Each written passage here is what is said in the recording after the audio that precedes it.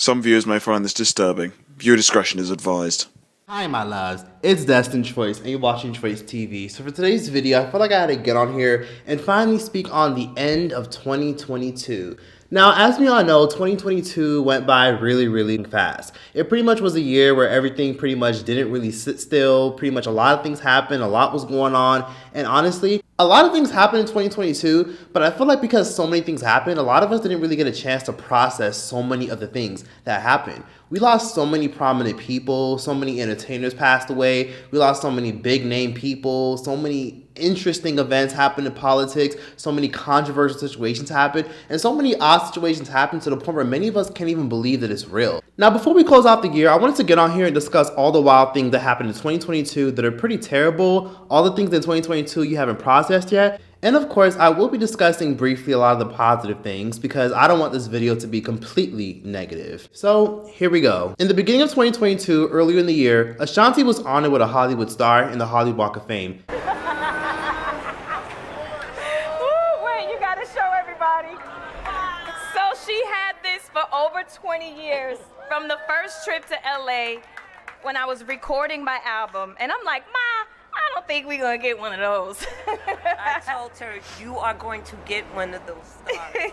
This was 20 years ago. Yes, and I love you. I love you too. And of course, I can't kick off this video without briefly discussing the infamous trial regarding Megan Thee Stallion and Tory Lanez. Because as we all know, as of this week, Tory Lanez has been found guilty of all charges. Now, we all know Megan Thee Stallion was shot at 2 years ago, and it's honestly astonishing after 2 years to get a verdict, considering a lot of us don't even know who shot Meg. Apparently it was Tory, but just because he got a verdict for being guilty, that doesn't mean that he shot Meg, considering, as we all know, his DNA came back as inconclusive. And I really wish a lot of commentators and bloggers reported on that. His DNA came out inconclusive, so realistically, we don't even really know if he was the one that actually shot Meg.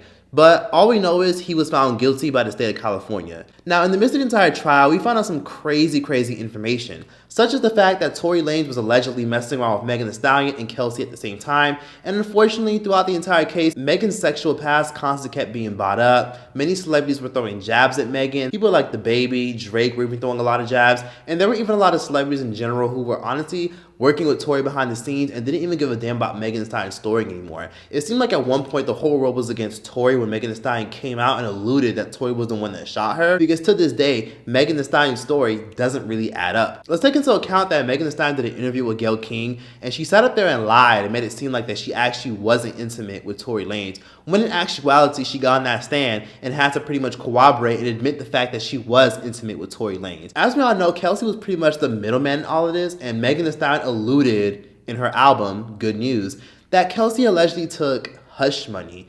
Now, as we all know, Kelsey pretty much got immunity throughout the entire case, so no matter what she said or what she did, she pretty much would be freed and let off to go. And the reason why she was able to get immunity is because she was pretty much working with the state of California, and they pretty much gave her a deal. She was given a deal where if she cooperated enough, she'd pretty much be able to walk around and go away free without having to face any repercussions for any of the negatives or the fault that she might have done in any of this entire case. David, Megan Thee Stallion's former best friend and assistant, Kelsey Harris, took the stand today. When she got there, she was granted immunity. And her testimony seemed to leave prosecutors frustrated because she answered almost every question with, quote, "I honestly don't remember." Tory Lanez allegedly shot the Grammy-winning artist Megan Thee Stallion in the foot July of 2020. Harris made it clear today that her memory from that night was blurry because there was a lot of alcohol involved. Back in September, Deputy District Attorney Kathy Ta recorded an interview with Harris recounting the night. A lot of that recording was played in court today to refresh Harris's memory about what happened that night in the Hollywood Hills. Harris describing each part of that night in specific detail. But in court today, Harris said a lot of the things she said in September weren't true, saying, quote, "I was protecting myself."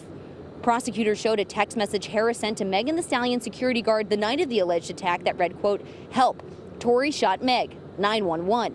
But today, Harris claimed she doesn't know why she said that, saying she didn't see anything happen. Harris refused to refer to anything that night as a shooting, only that she heard gunshots. When asked if she was shot by Lanez, she issued her Fifth Amendment right.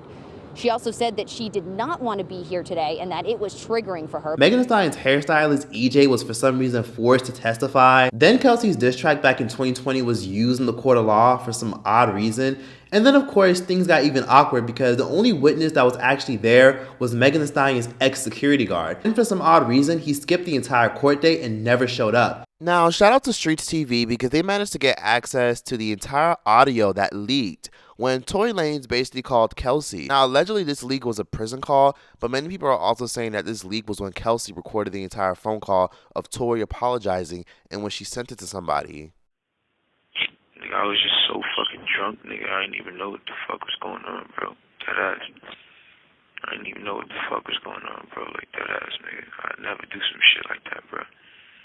Just that, nigga, I was so fucking drunk, nigga. I just didn't even understand what the fuck was going on, bro. Like, so whatever, Yeah. bro. But, you know, regardless, that's not gonna make anything right. And that's not gonna make my actions right, bro. But I'm just deeply sorry, bro. I never even moved like that, bro. Like. And Lord and behold, more audio ended up leaking after the entire verdict came out. Now, shout out to Nika Knight, a YouTube commentator and pop culture commentator. She managed to get access to an interview with the interrogators, and the interrogators basically interrogated Kelsey right after the entire debacle happened, within days after. And of course, Kelsey did an interview basically saying very clear that Tory Lanez tried to bribe her and give her hush money or give her opportunities in order to buy her loyalty. She also claims that Tory Lanez definitely did shoot a gun multiple times, but she didn't physically see Tory shoot Megan. Tory demands Quan to let us out. He's like, let these hoes out, let these bitches out the car. This is my car. And so we're like, okay. Like, okay, we'll get out. So he pulled the car over and he got nice exclusive. Everything here transpires. Megan jumps out of her seat, which is the front seat. I open up my door, which I'm behind Megan. And when you're getting out of a vehicle, you're not really just like looking at any direction. You're just kind of getting out the vehicle, you know, especially we didn't expect anything to happen next. So we're just getting out the vehicle. I get out of my side, and no sooner do you know, you start hearing gunshots going off. I look up about it was 5 gunshots.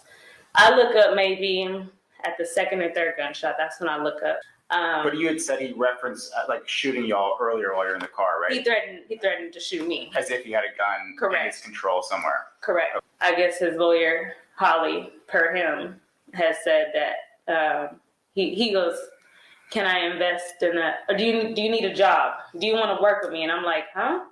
Why do I need to work with you? He said, do you need me to get you a lawyer? And I said, I don't need you to do anything for me, Tory. Like, why do I need you to get me a lawyer? Yeah. And he goes, well, can I, what's something that you want? What's something you want to do? Like, do you want to invest into a business? And I'm like, huh? He said, Kelsey, basically, you know what I'm saying. So realistically, many of us don't even know what happened throughout that entire case. And then I find it kind of odd at the fact that Tory's DNA was inconclusive. Tory's DNA wasn't found on anything. So they both said that the magazine was tested and there were 4 DNA profiles on the magazine, and you can tell that none of those are Tory's. So most likely Tory never touched this magazine. On the gun, they both said the same thing, that there's 4 profiles on the gun, but it's inconclusive. You can't tell if the DNA is Tory's or somebody else's. Now, both experts agreed that you would expect to see Tory's DNA on the gun if he had shot it 5 times. The defense experts seemed to go further and say, look, if he shot that gun 5 times and then they tested it, you would conclusively see that he's on it. You don't see that here, suggesting strong DNA evidence in Tory's favor. Now, then the prosecution went to try to discredit the defense expert. He's like, aren't you getting paid by the defense? Don't you always work for defendants? He's like, yeah, the LAPD has their crime prosecutor, and then defendants hire private companies like mine too. So realistically, it is kind of weird that California pretty much found him guilty. If anything, this was pretty much based off of the jury's opinion and California's opinion. And I find it really funny how none of us really addressed the bigger issue. Megan Thee Stallion clearly has a drinking issue.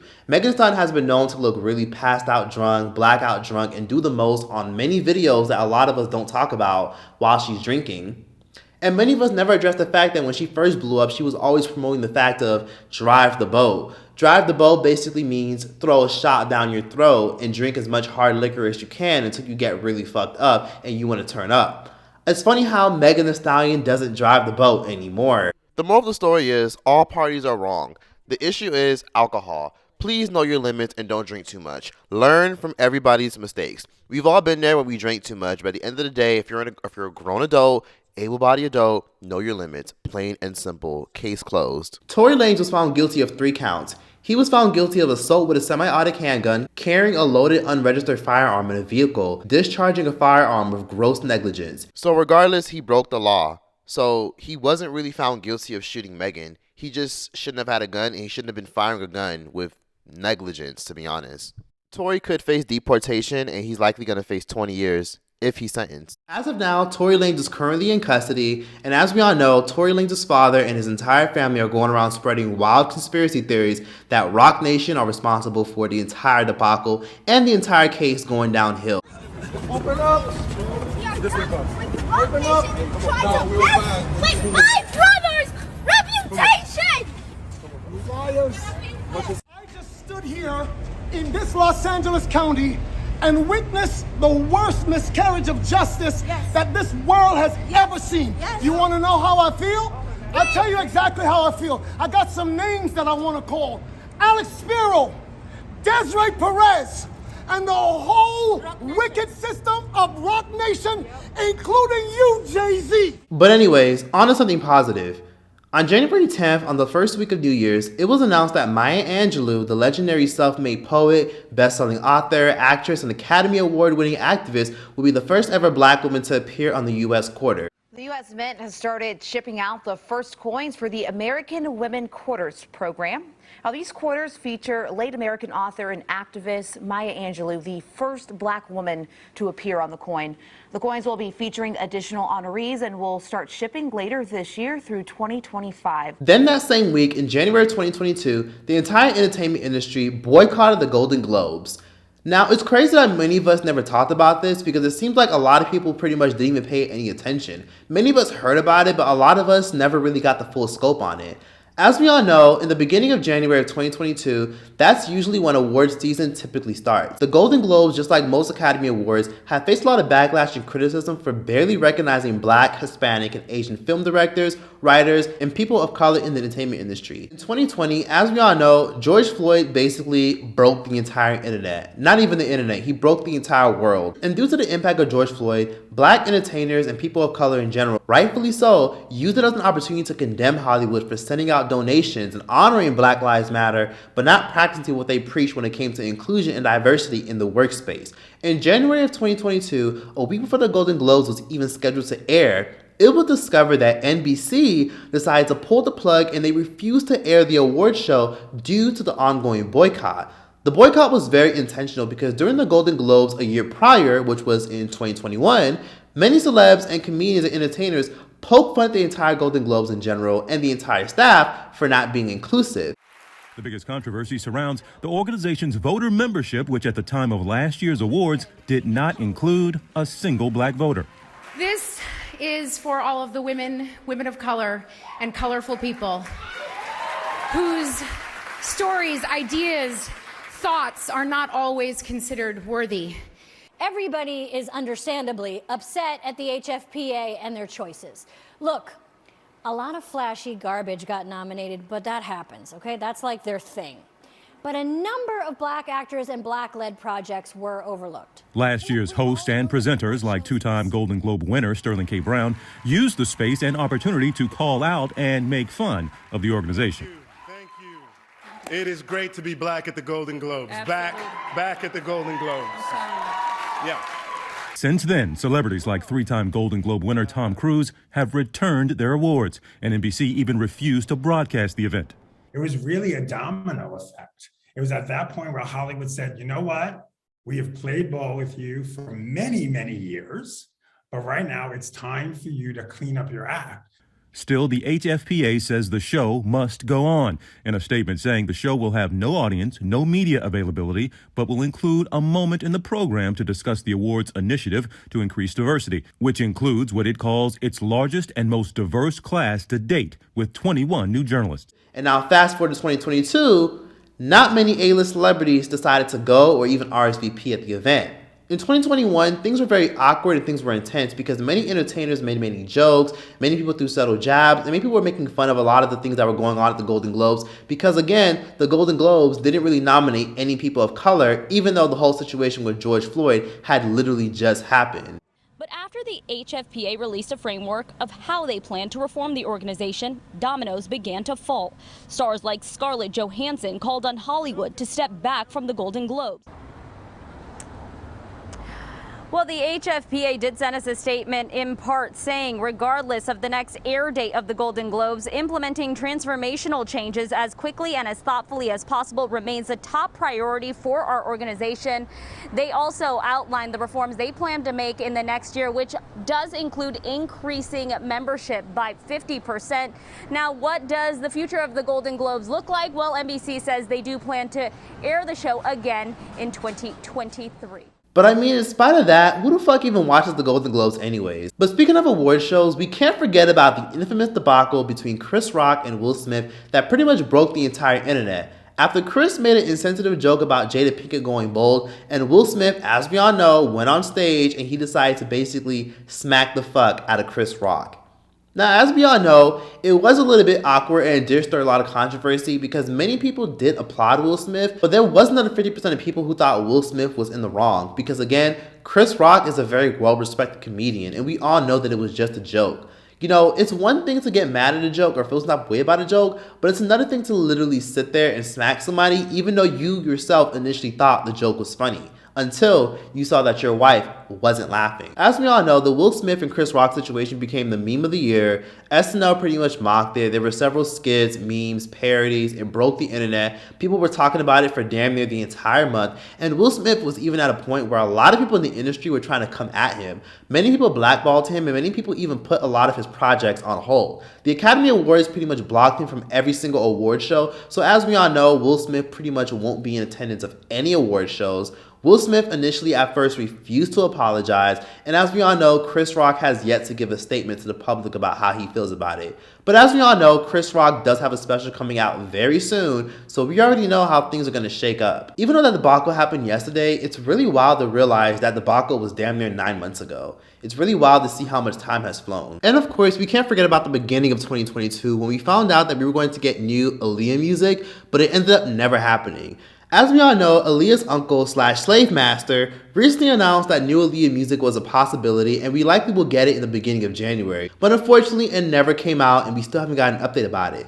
As we all know, after years of Aaliyah's catalog being held hostage, the only album available for a very long time on streaming platforms was Aaliyah's first album, Age Ain't Nothing But a Number. And unfortunately, Barry Hankerson owned the rest of her last 3 albums before she passed away. And due to that, Barry Hankerson pretty much had leverage and right to keep all her albums off of streaming platforms for the longest time. So the reason many of us couldn't stream Rock the Boat, Are You That Somebody, 1 in a Million, all Aaliyah's other hits like Choosy Lover and Loose Rap was because of Barry Hankerson's evil, nasty behavior and his greed. But as we all know, Barry Hankerson had a change of heart at the end of 2021, and all of Aaliyah's music became readily available at the beginning of 2022, which was astonishing because many people were very excited and also very shocked. Unfortunately, many Aaliyah fans had a bitter taste in their mouth because, as we all know, her uncle was the one that was pretty much going to be able to profit off of a lot of the music that he was now putting out, even though he withheld it for so long. So far, there was only one song that came out, and it was pretty much a song with The Weeknd. As of now, we still haven't got an update, and we have no idea if any new Aaliyah music is going to come out, or if Barry Hankerson just told us that just to tell us that. But moving right along.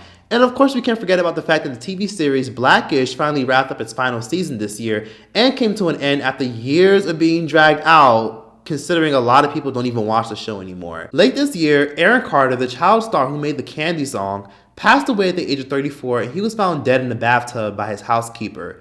No one is really sure what caused his ultimate passing, but all we know is that the man was insane. Like, Aaron Carter was legit insane.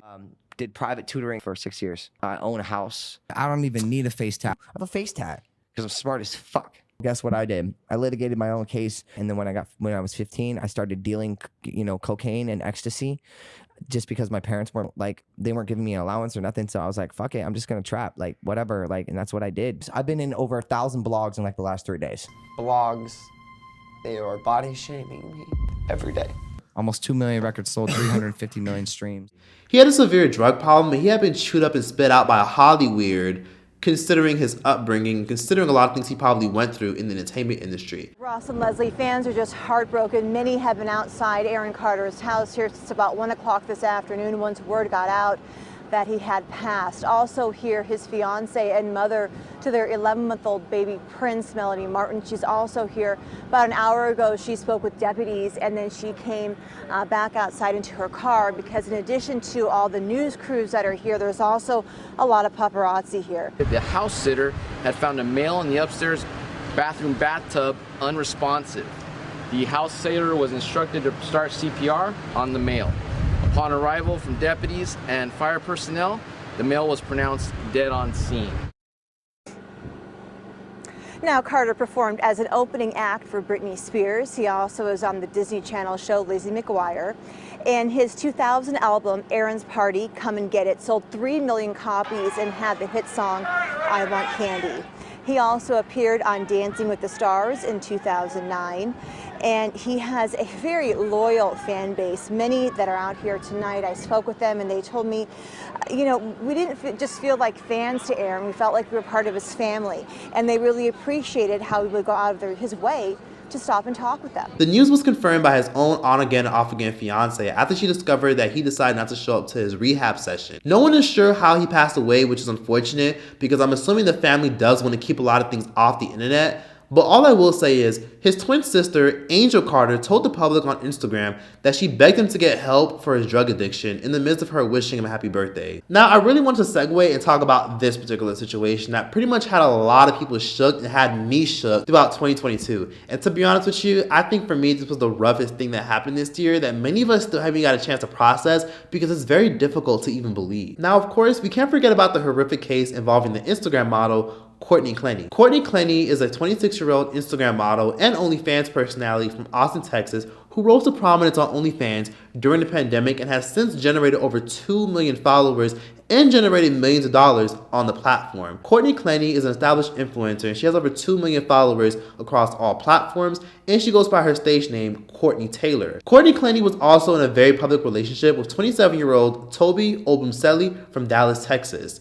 The two began dating during the pandemic, and she was seen actively taking trips with Toby, posting cute videos with Toby, and the two eventually moved in together in their luxury Austin, Texas apartment. But unfortunately, the two were in a very toxic relationship. The couple ended up moving in together, and from there, everything pretty much went downhill for their entire relationship. And when I say toxic, I mean it led to one of them basically being killed. On numerous occasions, when they were living in Austin, Texas, neighbors oftentimes heard glass being thrown in their apartment, screaming, yelling, and even violence while they would be yelling at each other at night. Both of their parents were heavily against their relationship because they felt that it was too toxic and that it would end bad, and both of their parents and family members told them consistently to leave each other the hell alone or else things would get worse. But unfortunately, neither of them listened. For some odd reason, both of them refused to break up and they ended up bringing their relationship nonsense into other states. The following year, both of them were detained because they had a severe altercation in Las Vegas, Nevada, and it led to Courtney being arrested after she threw glass on him. The investigation showed that you threw a glass at him, and that in this state is considered a battery. And since you two are in a relationship, that is considered battery of domestic violence. It's a mandatory arrest. What's your date of birth? 04/12/94. I'm sorry, say it again. 04/12/94. I'll be wearing it. I need to get my phone from upstairs. My Right mom now. texted me asking me if I was going to be home to get Okay, the dogs. remember when I asked you, are you going to be cool? Yeah, I'm going to be cool. Okay, right now what you have with you is coming with you. Toby refused to press charges, and yet again, they were right back together. Then the two moved into Miami, and they moved into a luxury apartment, paying roughly around $10,000 a month for an apartment complex. Unfortunately, we found out that Courtney was basically Toby's sugar mama. She oftentimes paid for everything in their relationship because Toby wasn't really making much money despite being an ex-football athlete in college, and on top of that, Toby pretty much didn't have a job. Toby was basically working as a quote-unquote crypto investor, and that pretty much was the bulk of his entire income, and that's what he pretty much did for his own living. She had no problem paying for things such as the car, the apartment, the monthly expenses, the vacations, the groceries, and even bought him designer clothes. Toby's family made it very clear that they did not like her at all. Once he introduced her to the family, they knew that the relationship wasn't gonna last. Toby had told the family about his new girlfriend when he came home for Thanksgiving in 2020. And so he shows us her Instagram, and he has stated that, you know, she was an OnlyFans model. And I just remember telling Toby, you know, like, is this something you're going to be serious about or whatnot? But he was really excited. Unfortunately, once they started dating, Toby stopped coming around. Toby continued dating her, however, and on numerous occasions, Courtney used to kick Toby out of the apartment whenever they would have a severe dispute. And oftentimes, Toby would be sleeping in the lobby area, the elevator room, and he even sometimes would be homeless because Courtney would have her bad outbursts and pretty much things would get bad. And it even got to a point where workers at their apartment complex tried to have them evicted numerous times, and they even succeeded on getting them evicted, and they were planning on having them evicted within the following months because of all the constant complaints, the fighting, the glass throwing, and much more. And plus, many neighbors were constantly complaining about how bad Toby and Courtney were when it came to their disturbances and their loud verbal altercation. There was body cam footage that basically revealed in late March of 2022, Courtney Clenney called the police on Toby after a severe dispute, and she basically demanded the cops force her boyfriend to leave the entire apartment because she knew if she kicked him out, he'd probably just sleep in the lobby area, and she wanted him far away and eradicated immediately. She even told the cops that she was even going to go as far as getting a restraining order because she wanted him far away and away from her as soon as possible, but Toby would not leave her for shit. The police, of course, had all this recorded on their body cam footage in late March. Please? Excuse me, hold on. What's going on? Okay. Where's your apartment? Do you have a key? Ma'am, you don't need to talk to him. Where's your key? Where's your key? In my apartment. So you got locked out. Okay. Okay, and where's your ID or anything so you can let him know that you live in the apartment? In my apartment. So everything's in your apartment. It's all under my name. I pay the whole rent. He has never paid a freaking dime of rent. And he has somehow made like friends with everybody around here. I broke up with him. He has slept. My mom came out, okay? My mom came out to like help me break up with him, and I just couldn't do it. He slept in my elevator room inside of a couch. I hope that there's like cameras. He slept inside of a couch in my elevator room, which is stalking because he wasn't supposed to be there. But I never would have called. I never would have called the police because I don't want to do that. So you didn't call? I didn't. Nobody. I called. You called. Okay. But on okay, hold on, ma'am. Let him talk. Okay, that's fine. Ma'am, hold on. Okay. Go ahead. The front desk personnel, this young lady, I was actually, with the other guy. We were walking around. We came back. She informed us that. Who's she? The front desk personnel. Okay. She informed us that Miss Courtney, her boyfriend, was trying to get into the elevator with her, but she had like this. Okay. And she had her hands out like this, and she was like, "Oh no, don't come inside the elevator." Okay. So initially, me and him we went upstairs because he was down here for a long period of time. So we engaged in a conversation with her. We spoke to her. We said, "Do you want him to come up because he can't lounge in the lobby area because you know why? Because he's been just laying around on the couch and everything else, and some of the residents was feeling like, why is he here and everything else." Okay. So we asked her, I said, "Do you want him to leave the property?" She said no, she don't want him to. I did not say that. I said okay, yes. hold on. No, but hold on. He's talking, then you talk. Let him speak. Don't interrupt. Guys, come on. Okay. When you were speaking, why not? She said no. Okay, you'll defend yourself once he's done. Okay. Okay. We're not gonna talk over each other. That's not what civilized. Okay, so she said no. She said no. Then tragedy struck. A few days later, Toby Obenseli was murdered by his girlfriend of 2 years, Courtney Clenney, during a dispute, and it was revealed that Courtney stabbed Toby in the chest, and she punctured a nerve to the point where Toby bled out to death and died slowly and within a few minutes. Get off of me! You literally talked to her without telling me! Just months before she stabbed her boyfriend, OnlyFans model Courtney Clenney called him a string of racial slurs.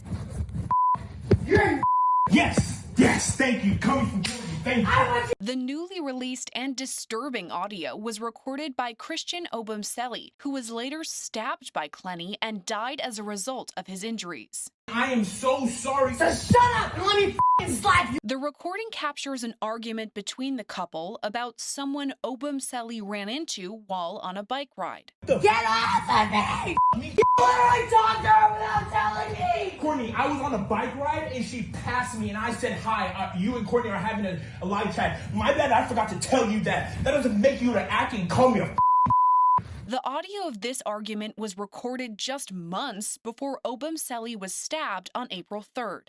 Baby, I'm so sorry. Baby. In Clenney's 911 call, Obumseli can be heard saying he can't feel his arm and believes he's going to die. I'm gonna die, I can't feel my arm. 3101. I can't feel my arm. 4 months after Obumseli died, Clenney was charged with second-degree murder in his death. Since then, body camera video of a separate domestic incident was released. It took place just days before Obumseli's death. Oddly enough, somebody managed to get a video of Courtney being arrested through her balcony window as the police were in her apartment investigating the entire situation. Courtney was later released on bond, and she claimed that Toby strangled her, and that's what led to her stabbing him in the chest. Initially, Toby's family had no idea that their son and brother was even dead at all, and sadly, his mother, Chio Obumseli, found out when she received a call from the medical examiners who asked her if she'd like to donate her son's organs. Which one of you got that call? I got that call. So you did not know anything had happened? No, nobody called me. I'm shocked. That's just inconceivable. I'm so sorry that that happened to you. Yes, I was at work, and the lady said that she's calling to know if I'll give them the permission for Toby to donate his organs. And I'm like, what? Donate what?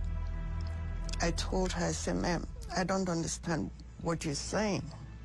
Toby's family quickly made a GoFundMe, the public quickly donated, and they quickly condemned Courtney for being able to get away with murder. Now, of course, things escalated and got worse because more evidence ended up coming out. It was revealed that Courtney herself was also abusive, even though she had a claim that Toby was the abusive one.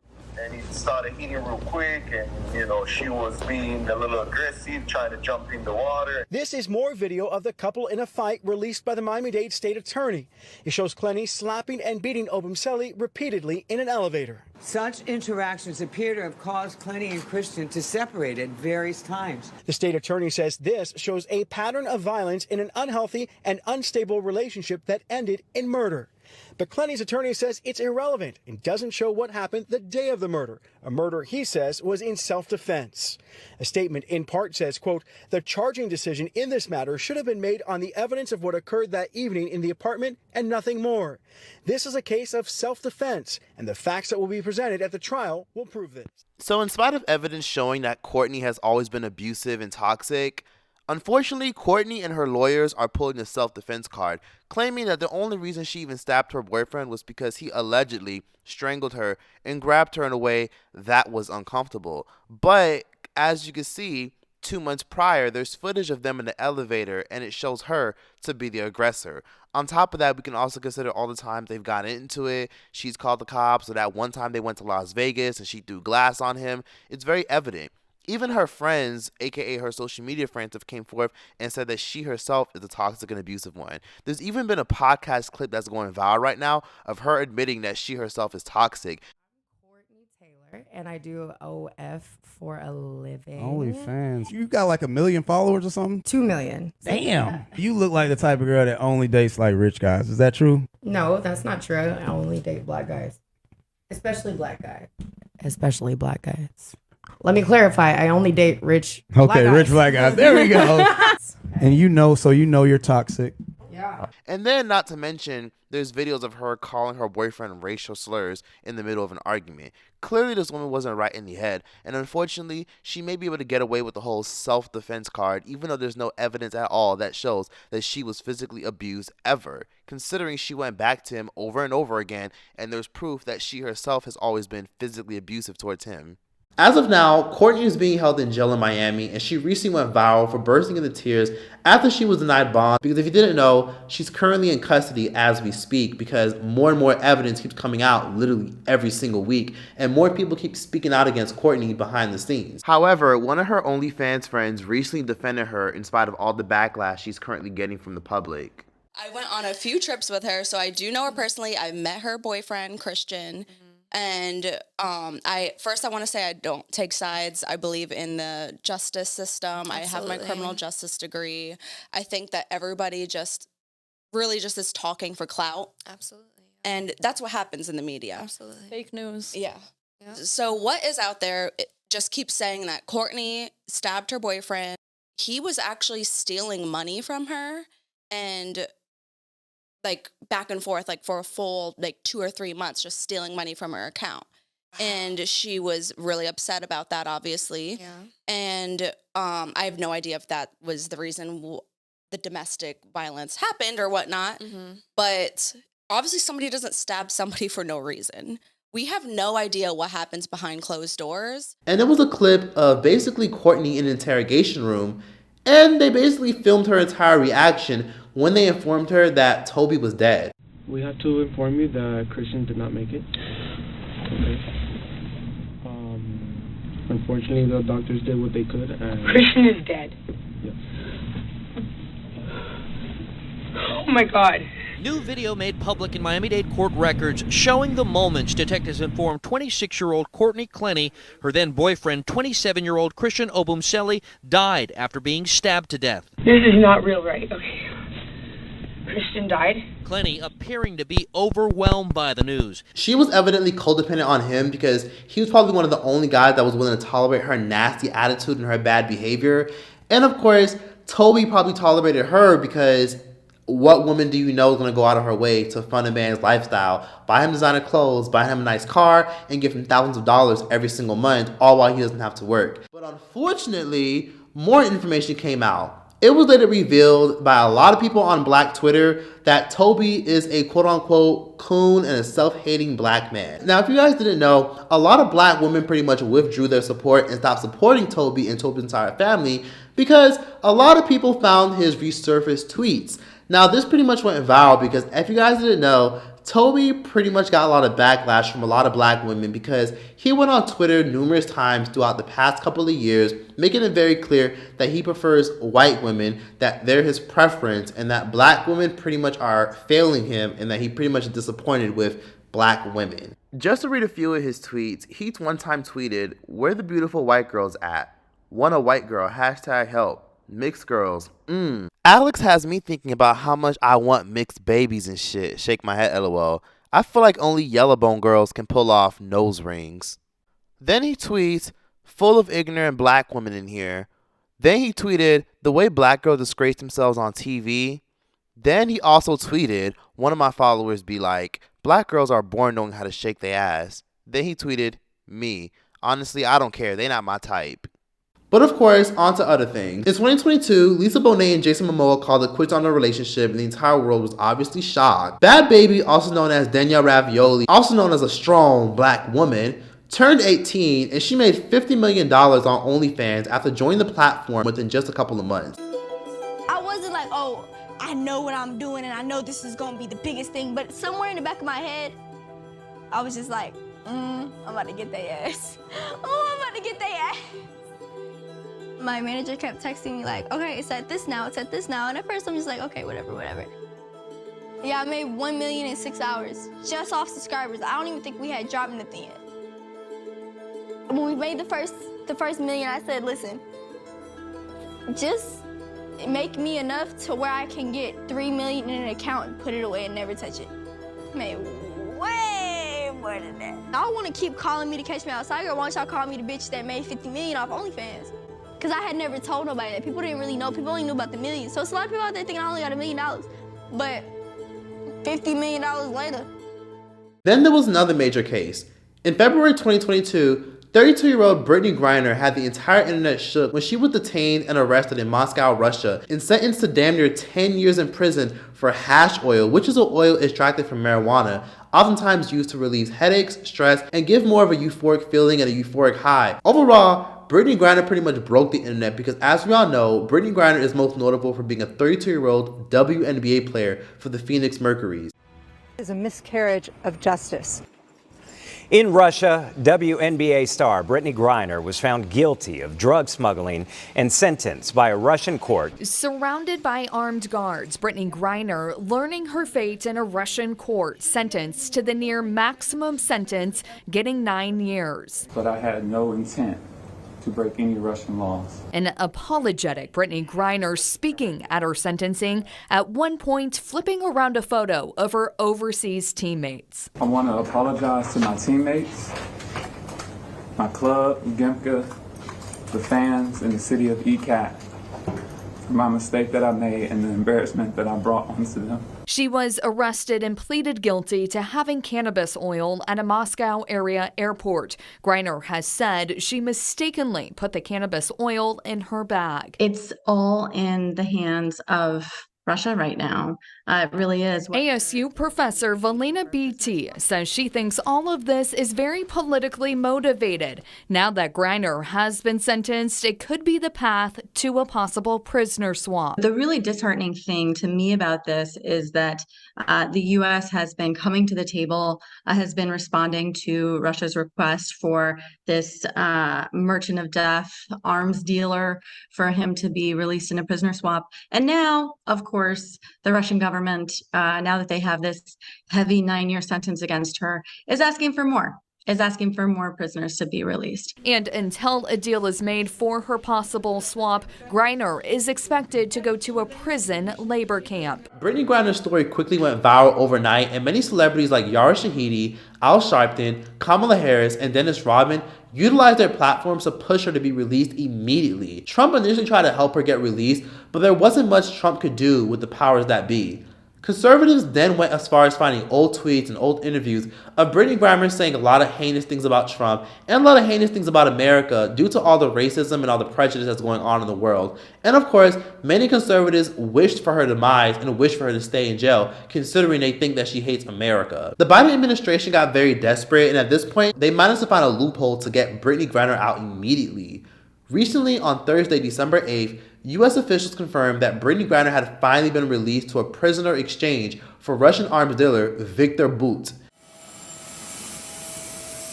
What's your mood? Happy. Happy? Well, are you ready for a flight? Yes. Yes. Good. Do you know where I'm heading to? No. No? No. Вы летите домой. You fly back home. To the U.S. To the U.S. Да, конечно. Так что все будет нормально. Everything will be fine. До свидания.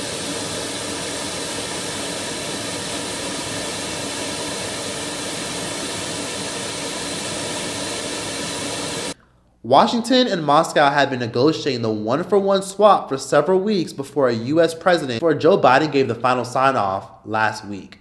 The trade was initially meant for Paul Whelan, who was expected to be a part of a prisoner exchange initially before Brittney Griner was even thought of. But unfortunately, Russia didn't think it was a fair trade.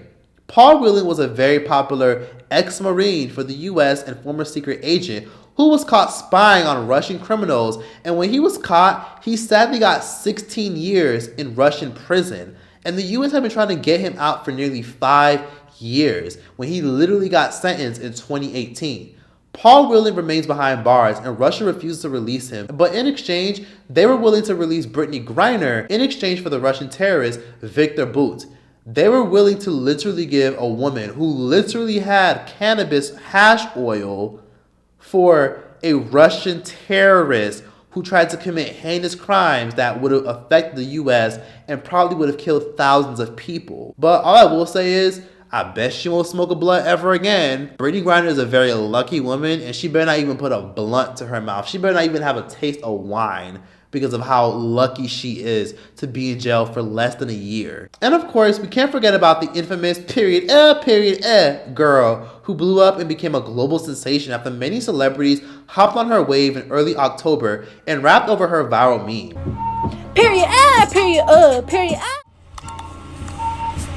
Brit Barbie. BB Rexa. I'm on my period. She thought she was fucking with me. That bitch is delirious, huh? Period.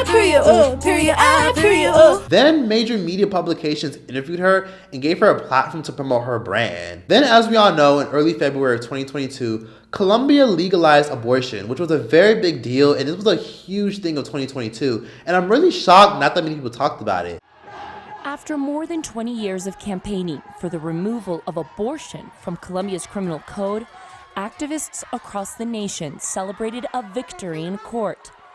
In a statement issued last month, the Constitutional Court ruled in favor of partially legalizing abortions, allowing for the termination of a pregnancy up until 24 weeks.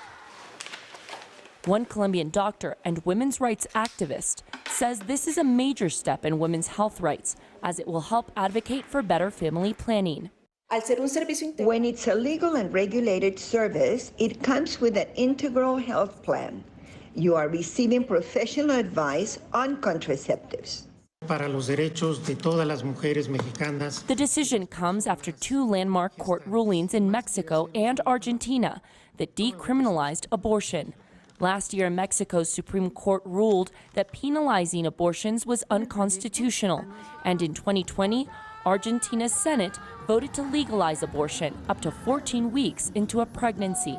Reproductive rights activists say the court victory is due to a growing awareness of the dangers and risks that come from criminalizing abortions. And of course, we can't forget about that moment in 2022 where Doja Cat famously lost her damn mind by not only shaving her head and eyebrows on Instagram Live, but jokingly poked fun at the fact that a lot of people were bringing up conspiracies and claiming that she sold her soul. Oh my gosh, shut the fuck. I feel like I'm in fucking elementary school and people are like, oh, did you sell your soul yet? And then they run away.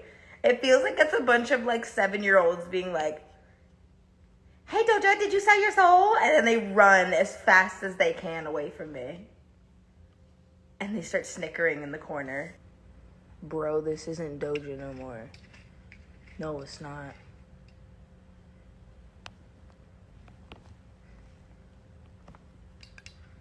As we all know, Latto also became the next big female rapper to make a big mainstream crossover after her song Big Energy pretty much took over the world. Latto got Mariah Carey on the remix, and Big Energy became the longest charting song on Billboard ever by a female rapper due to all the radio play and all the pure sales that pretty much helped the song peak at number 3 on the Billboard Hot 100. Black Panther released its sequel after 4 years of anticipation, and they broke more records alongside the first Black Panther, with Black Panther Wakanda Forever grossing over $800 million in just a month. Then we can't forget about Kevin Samuels. I'm pretty sure a lot of us oftentimes forget about this because it happened so fast, and to this day, I still can't process that that was even real. We can't all forget the time where we found out that Kevin Samuels literally passed away. I'm pretty sure most of y'all know where you were when you found out the news about Kevin Samuels passing away because it was a complete, utter shock to the entire world. Kevin Samuels, the YouTuber, podcaster, relationship guru, self-proclaimed image consultant, and the so-called, what the world sees as a misogynist and a narcissist. Kevin Samuels infamously shocked the world and trended worldwide on Twitter for 2 days straight after it was announced to the world that he died of a heart attack due to his personal battle with hypertension. Business people not realize that if you're single and you don't get married, you will die alone. Media are now confirmed. Self-proclaimed relationship guru and viral YouTuber Kevin Samuels has died in Atlanta. Which is ironic because Kevin Samuels was the main advocate for telling black women and telling people in general to stop being fat, get your health together, and get your weight together, or else you're going to die alone or you're going to die in general. So it is unfortunate and shocking to see that Kevin Samuels ended up being the exact same thing that he said other people would be. So Rachel True said it the best, what you put out will come back times 3. Lesson is that what you put out will come back, and part of the theory in witchcraft is what you put out will come back times 3. Yeah. So even if you put out a little bad thought, it's going to come slamming back, and that's, I think, how people should think about in life. I mean, when you're talking to people and dealing with people every day, no matter who it is, put out something positive, you're going to get something positive back. I'm just saying. But initially, a lot of people were very shocked that Kevin Samuels passed away, and many of us still to this day haven't even fully processed it because he died during Cinco de Mayo. It's really astonishing to see that he passed away so suddenly and so randomly. Many of us didn't see it coming because Kevin Samuels was really on to bigger and better things. Now, in spite of him being despised by a lot of people all over the world, he was heavily celebrated and a lot of his fans were very upset and are still to this day mourning his passing. Kevin was confirmed dead on Cinco de Mayo, and most people thought it was just a sick joke until it was confirmed by many of his close friends and his mother, who found out on social media. Kevin Samuels, the night of his passing, spent the night with a curvaceous nurse named Hortensia Alantra, and she was the one that called the police while performing CPR. Many people tried to interview her, find out who she was, try to find more rumors about her, and many people even try to go as far as creating a lot of conspiracy theories and accusing her of setting Kevin Samuels up, which is insane. Kevin Samuels was grilled by many people for dying alone because, as we all know, he was a divorced man and he had been engaged multiple times. Kevin Samuels left behind a daughter and appeared on Donald Glover's critically acclaimed TV series Atlanta weeks after his passing. In 2022, Janet Jackson famously released her highly anticipated documentary, and she told most of the world how she felt about the whole Justin Timberlake nip slip situation back in 2004 at the Super Bowl, and she finally really addressed it in full. And of course, she pretty much told the entire public to pretty much move on, let it go, and forgive Justin Timberlake because she herself has already forgiven him and she's pretty much moved on, and she wants the rest of the world to do the same thing. Justin and I are very good friends, and we will always be very good friends. Everyone is looking for someone to blame, and that's gotta stop. And I have moved on, and it's time for everyone else to do the same. Of course, it was an accident that should not have happened. Bitch, anyways. Then there was Jennette McCurdy. Jennette McCurdy, famously known as Sam from the Nickelodeon TV show iCarly, exposed the entire entertainment industry, including Nickelodeon's producers, and she even went as far as exposing her own mother for dismissing her own mental health, enabling her mother's behavior. She even exposed Hollywood for allowing her mother to abuse her and do horrible things. For a person who had been so pushed around for so long, what made you be like, no, I don't know? I will say this, I'm wary of this area of the book just because it's been so publicized and so headliney, for lack of a better term. And I just think the book's so much more significant than this. So I want to be sure to celebrate the positive aspects of the book and the humor and healing that the book has to offer, which I think is just so much more important than anything that happened in my acting career. She claims that her mother plays a very big role in her body dysmorphia. She still to this day has body issues and weight issues because her mother constantly criticized her weight and self-esteem because she was trying to make sure her daughter made it big in Hollywood. On top of that, Jennette McCurdy was also being managed by her mom, and a lot of her wealth was being swindled by her mom as well because her mom always wanted to be a famous actress. So Jennette McCurdy caught herself being fake and living her life to please her mother and please everybody else because of the way her mom psychologically damaged her and used her as a pawn to make money and to pretty much live through her as an entertainer. And she wrote a memoir about her life entitled I'm Glad My Mom Died, and she released it back in August. And of course, she made millions of dollars off her book. She told her story, she got closure, and she even got to a point where she became a New York Times best-selling author for outing the entire industry and exposing her mom for being abusive. Same year, in 2022, Chrisean Rock rose to stardom and became the new it girl. Unfortunately, Chrisean Rock became a major household name, being recognized by multiple celebrities due to her appearance in viral scuffles on the Baddies web show, Baddies South. And unfortunately, Chrisean Rock and Blueface became the new it couple for all the wrong reasons, and literally got forced on us every single day by the blogs and major news outlets. Honestly, just to slide this in real quick, I just hope we leave their asses in 2022, because just as fast as they rose is as fast as they'll fall, considering they built their entire platform off of bullshit, ignorance, chaos, and mayhem. Then in mid-2022, Jussie Smollett tried to redeem himself after he finally got his sentencing for his 2019 staged attack that occurred during Chicago's infamous Polar Vortex, where Jussie claimed to be a victim of a hate crime.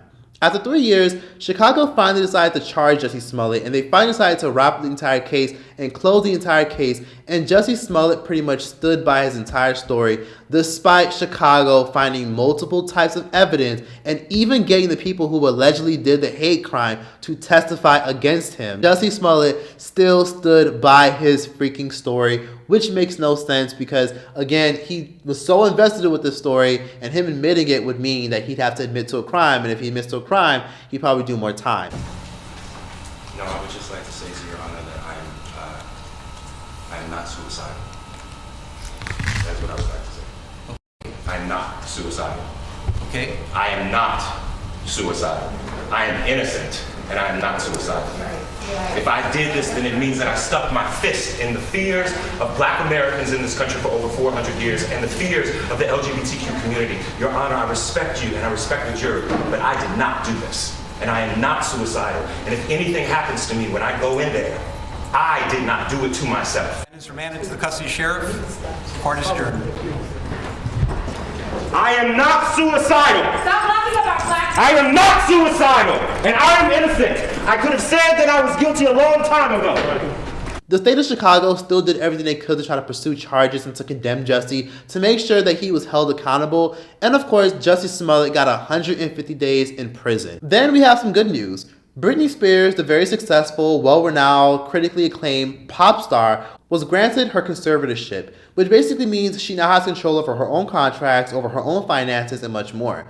As we all know, Britney Spears' abusive father was pretty much pimping her out throughout the entire entertainment industry, and he was forcing her to sign contracts that she didn't even want to sign, forced her to do performances that she didn't want to do, forced her to work with certain people that she didn't want to work with, and he pretty much had utter control of her entire career, and he pretty much had it under contract because, again, for a while, Britney Spears struggled with bipolar disorder. So since she struggled with her mental health and struggled with a lot of other things, Britney Spears was not in her right mind for damn near 15 years. And her father only gave her a couple $1,000s a month to pretty much handle whatever she wanted. And of course, we can't forget about more good news. 2022 was also the year where Rihanna broke the internet once again per usual, and Rihanna decided to finally announce her pregnancy with A$AP Rocky, and of course she had her baby that same year. Then in 2022, we can't forget about Andrew Tate, who was infamously and shockingly banned off all social media platforms. And despite him being very problematic, which is a whole other video within itself, honestly, I get the guy's a fucking asshole, but leave that man alone and ignore him and he will go away. The more you feed a roach, the bigger it gets. But onto some more good news.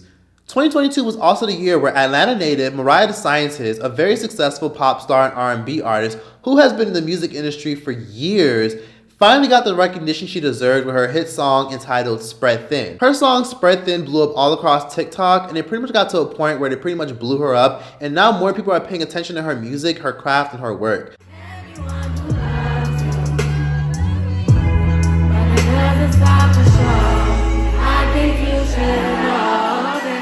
Then we can't forget about this moment that a lot of us still to this day are still talking about. Kanye West infamously and ridiculously lost his billionaire status after only having it for 2 years after he was dropped from Adidas for poking fun at the Jewish community for their control over the entertainment industry and going on multiple platforms for no apparent reason other than to hear himself speak. And of course, Tasha K infamously lost her lawsuit against Cardi B, and of course, nobody was shocked, like, at all.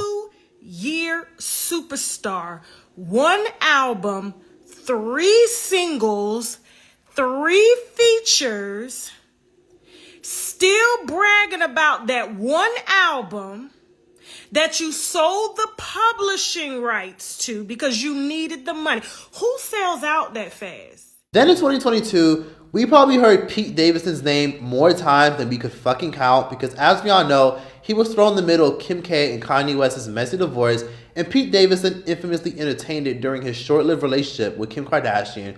And Pete Davidson's penis, for some reason, became a major topic of discussion because, according to many people in the entertainment industry and many blog outlets, it was revealed by many sources that Pete Davidson had a large penis. Which for some reason, I don't know why that's relevant or why that's important or why that even became a big thing. Honestly, I really hope we leave Pete Davidson in 2022 because I'm generally so tired of hearing his name. He's not even funny, and every time we hear his name, it's never about his projects, his works, or anything that he ever does. It's always about his controversies or his scandals.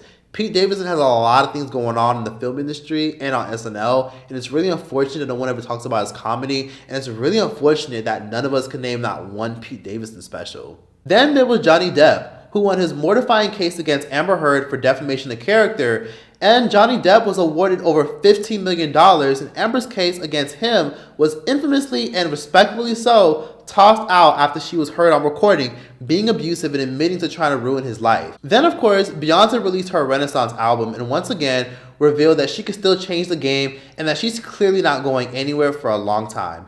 Because the album Renaissance went #1 and received damn near 10 nominations at the Grammys, which was honestly expected because the album did get dragged out a lot. And I mean a lot. Like, I'm talking like everywhere I fucking go, people play the entire album.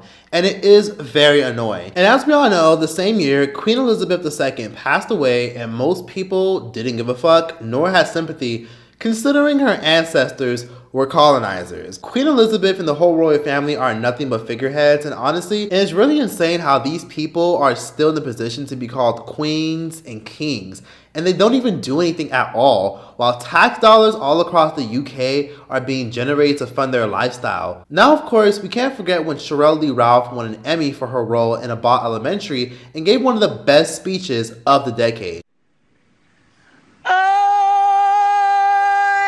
An endangered species, but I sing no victim song.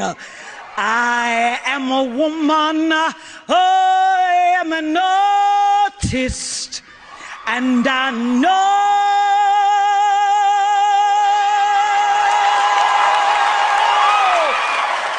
where my voice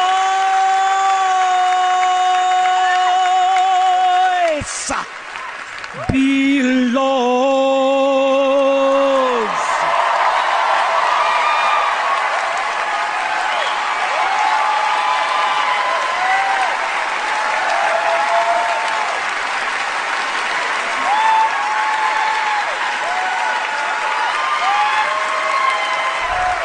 And honestly, fucking finally, the real ones know Sheryl Lee Ralph as Dee from Moesha. And it's beautiful to see that she's finally getting her flowers because she's been around for a very long time. Then unfortunately, per usual, this has been a thing for the past 10 years. We lost several rappers this year due to negligence and bullshit. And just to name a few, we lost rapper PNB Rock, who shockingly was killed in South LA at a local diner called Roscoe's Chicken and Waffles after his girlfriend and mother of his child posted their location while they were eating in South LA. Then Takeoff from the Migos was sadly murdered in Houston over a dice game that escalated into a heated argument, and we found out that the shootout was a complete accident and that Takeoff wasn't even intended to get shot. Then we have Dylan Gonzalez. Dylan Gonzalez is a very successful and very popular pro basketball athlete who was very famous in the early 2000s for being a pro basketball player and also being a twin to another beautiful, successful pro basketball player. Dylan Gonzalez recently came forth on Twitter and she made it very clear that Trey Songz is a rapist. And of course, Trey Songz spoke out and made it very clear that he was working on his own case and he was doing everything he can to make sure he protects himself against all the lies and scrutiny. And of course, for some reason, Dylan Gonzalez has never given us an update, and we're not sure if she's still pursuing litigation against Trey Songz. And of course, I really had to tackle this. As we all know, in 2022, controversial actor, musician, and convicted rapist K.R. Walker was sentenced to 50 years in prison after he was found guilty of raping more than 6 women. An actor and rapper sentenced today in Los Angeles after he was convicted of sexually assaulting many women, including one from Las Vegas. Kaylan Walker will spend the next 50 years to life in prison. He was convicted back in April after more than 30 women came forward. And one of those victims was Jada Everon, who told our 8 News Now investigators that Walker raped her when she was 16. Kind of dramatically, like, I can make you famous overnight. I can make you a model, give you everything you wanted. And especially if you're young, you're believing every word that this person's saying. He's older, he's verified. Several women came forth claiming that the rapper and actor raped them and lured them in using manipulative tactics. Led a lot of women on into thinking that he would get them modeling contracts, acting gigs, and that he would introduce them to a lot of celebrities. But unfortunately, K.R. Walker took advantage of a lot of young, vulnerable, gullible, and very ignorant women who thought they were going to be big and get at the top in Los Angeles by being associated with him. He claimed to be a photographer, he claimed to be somebody who was a huge representative in the entertainment industry, but he used his star power to pretty much get women to come close to him, get them alone, and then he eventually took advantage of them. K.R. Walker has been getting accused of being a rapist and an abuser and a sexual assaulter since 2014, and unfortunately, he never faced repercussions despite all the women that came forth trying to expose him for being a legit monster. And when several women ran to the blogs, got rape kits, it turned into a snowball effect of several other women coming forth, rallying together and working together to make sure K.R. Walker got condemned. Kehlani, the famous musician and R&B artist, even went as far as making sure that K.R. Walker was condemned because she herself also had a very bad encounter with K.R. Walker because she actually used to date K.R. Forget who victim blamed when this came out. I did not forget who tore down victims of assault when this came out. I did not forget what bloggers and what blogs and what platforms felt like they had to play neutral and give a platform for the sake of clicks and views when this came out.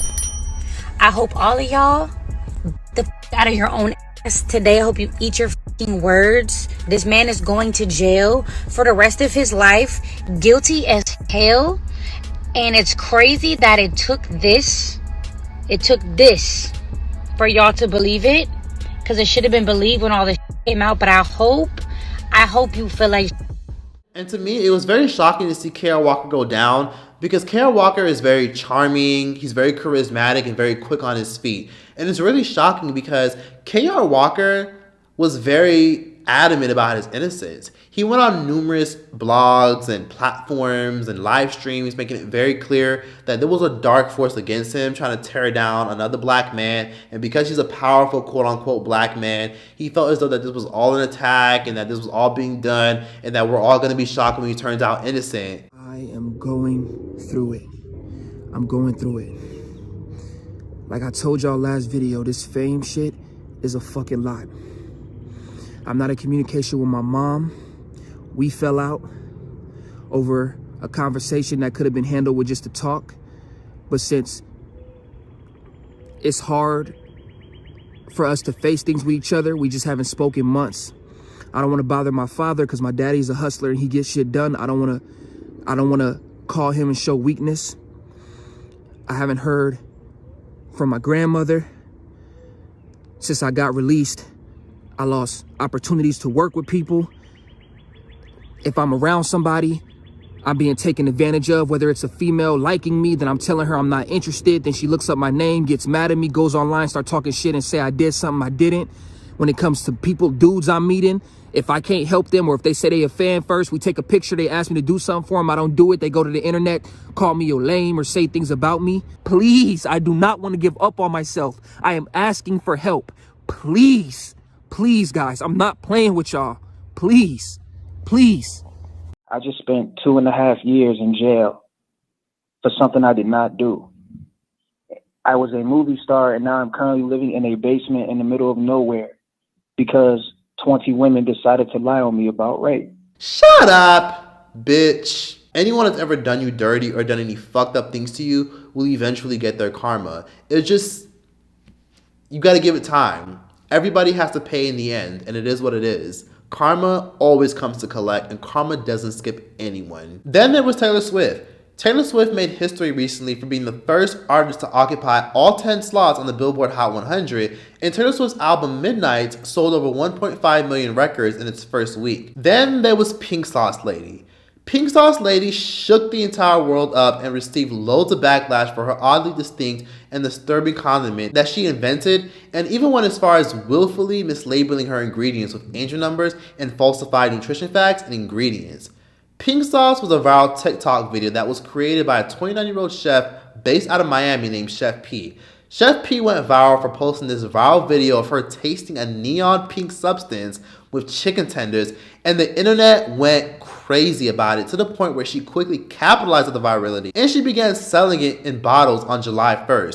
I'm a creator, I'm an artist, so I love art and I love color, I love food. The pink sauce sold. Thank you so much, girl. This is definitely a 10 out of 10.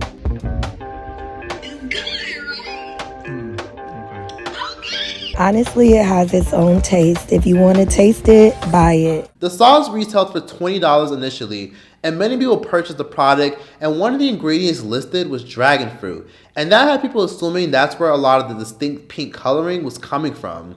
But the sauce completely took over TikTok, and many people were anticipating on how it tasted and were anticipating on trying it because, again, it's neon pink sauce. Many people never even think to even put something like that in their body unless it's medicine. Chef P made hundreds of thousands of dollars in a matter of months, and the pink sauce quickly sold out. But unfortunately, things got pretty bad for her. People could not fathom how the sauce was so pink, but yet when many people ordered it, so many people were getting catfish items. Look at this! It don't even say pink sauce on this bitch. Not to mention, in the midst of her releasing a new product, a lot of people were very upset because their item managed to explode because this did get popular during the summer, and whatever she put in her sauce caused a lot of people's packages to explode. Now, on top of that, there really wasn't a big deal at that because sometimes accidents happen. The issue was many people found out last minute that her product wasn't FDA approved, and when people grilled her about it, she immediately deflected. What do you mean FDA approved? I don't sell medical products. The pink sauce don't contribute to your health.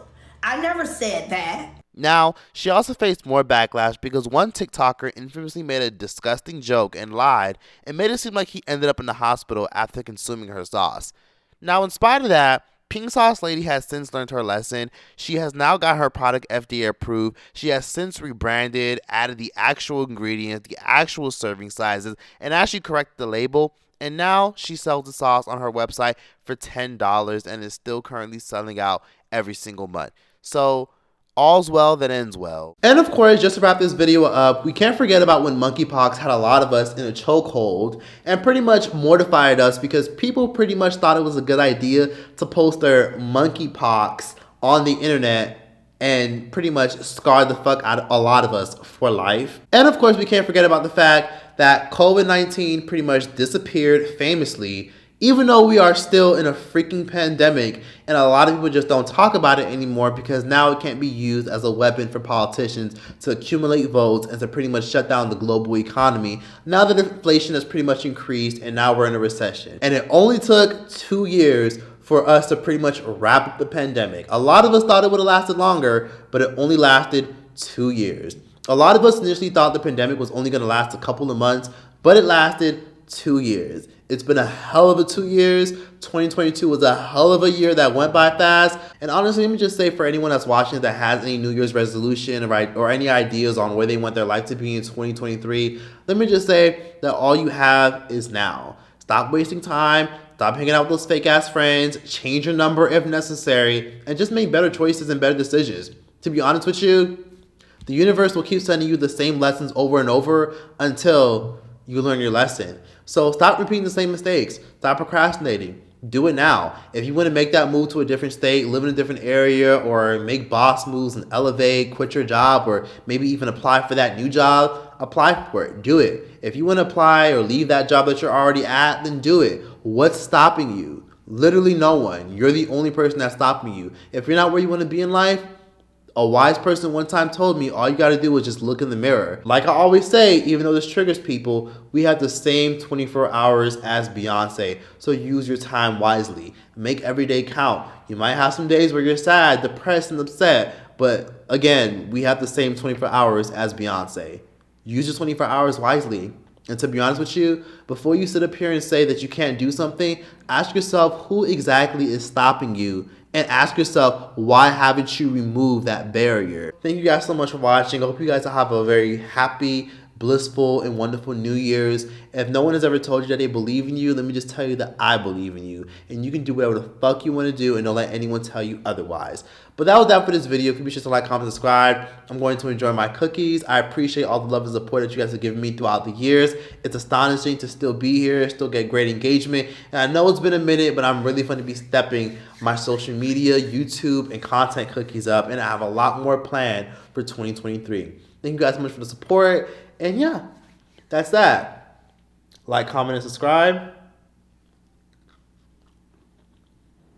Choice out this bitch. Softener, dollars, change, pants, socks, dirty drawers. I'm headed to the laundry, yeah. And let's not forget the food stains, dirt, spots, headsets, chips, pop payphones, clean house. I'm headed to the laundry mat. Oh, I can't take it no more. Oh, no more trying. I've been putting up with your shit. Oh, I'm headed to the laundromat. That's all you get for free. Comment what song I should sing next. Thank you.